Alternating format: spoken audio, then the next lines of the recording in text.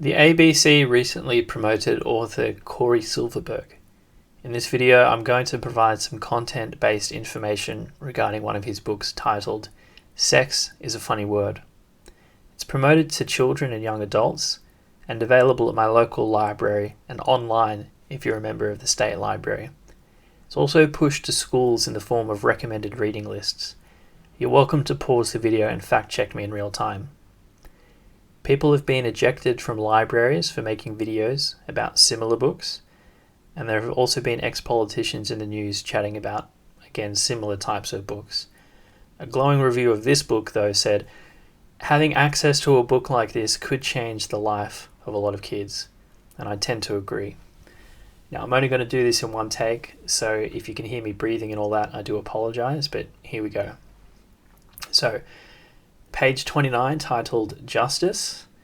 The illustration on this page shows people with protest signs that read, quote, "Play is a right," end quote. Page 60, quote, "Nipples can feel very good to touch, but if you pinch them, it can hurt," end quote. The illustrations on this page depict exposed breasts and nipples in different views. Page 61, quote, "Like nipples, some people's breasts are sensitive and can feel good when they are touched," end quote. The illustrations on this page depict breasts. There is one image of a full frontal nude female. Page 63, quote, "Like other holes in our body, the anus is usually very sensitive," end quote. Page 64. The illustrations on this page are zoomed-in views of exposed vulva. There is one image of two hands spreading the labia. And if I mispronounce things, leave me alone, okay? Page 65. The illustrations on this page show a hairless labia at the top of the page and two zoomed-in images of the vulva, including the clitoris and the internal clitoris. The opening to the vagina and the urethra are drawn, but they are not dotted outlines there are no dotted outlines for their internal structures, as was done for the clitoris. Page 66. The images on this page are of male genitalia in various states of arousal. Page 67. The illustrations on this page are of male genitalia, including a close-up profile image of the penis and scrotum. Page 68.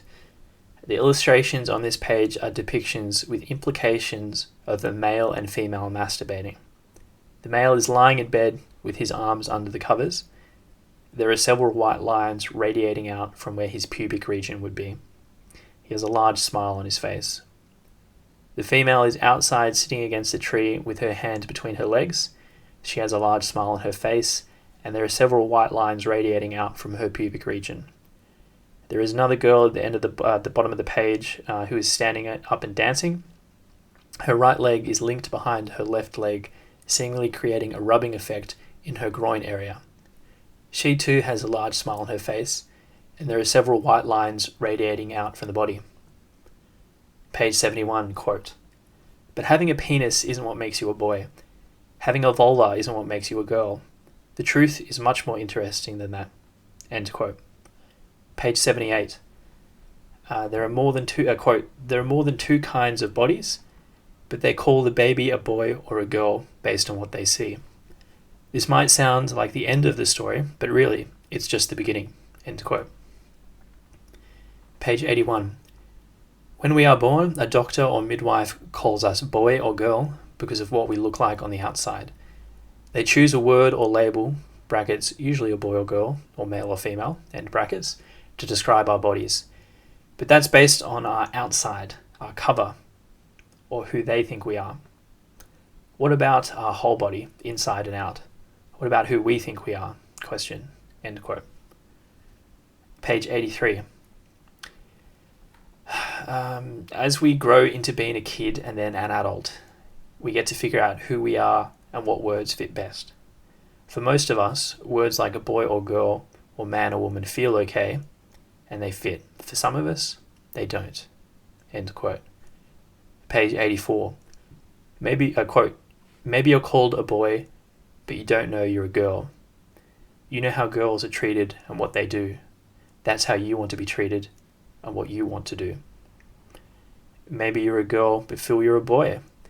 You know how boys are treated and what they do. That's how you want to be treated and what you want to do. End quote. Page 85. Quote, maybe you aren't sure, or maybe you don't care that much. Maybe you don't feel like a boy or a girl.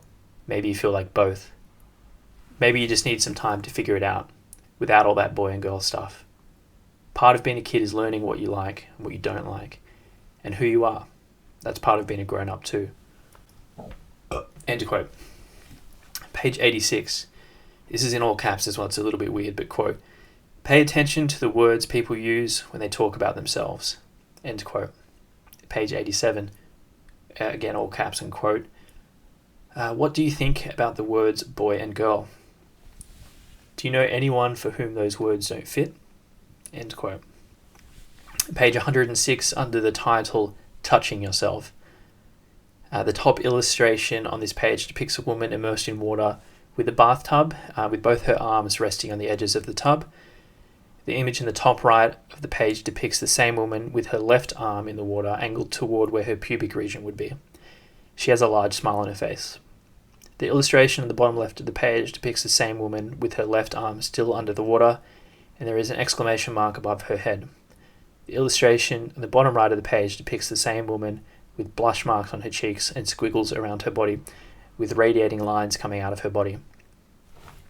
Page 107, quote, we also touch ourselves. We touch ourselves all the time, in all kinds of places, for all kinds of reasons.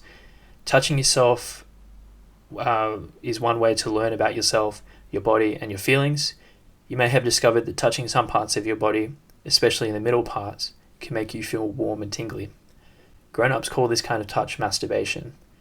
Masturbation is when we touch ourselves, usually our middle parts, to get that warm and tingly feeling. End quote. Page 108. The illustration on this page depicts several biodomes with people's names on them. They all have different terrains and landscapes within the biodomes. There is a young girl sitting on a picnic table with several other people, and she has her hand in her skirt, seemingly masturbating, as the old woman sitting next to her glares at her, and the other kids at the table do not seem to notice. Page 109, quote, and again, all caps. Do you know if there are rules in your family about touching yourself? If there are rules, do they make sense to you? End quote. Page 127. The illustration on this page depicts a giant, wavy pink sculpture with two holes of differing sizes. There are a group of kids staring at the sculpture, and the woman is pointing at it saying, quote, this sculpture is called sexiness. End quote. Page 138. There is no right or wrong way to have a crush. End quote. The illustration on these pages depicts characters, all with very feminine features, staring at each other lovingly. Two of them have thought bubbles which show other effeminate characters.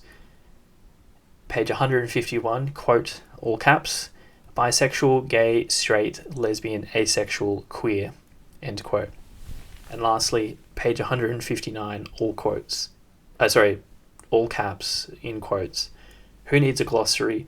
I just make up my own words. End quote.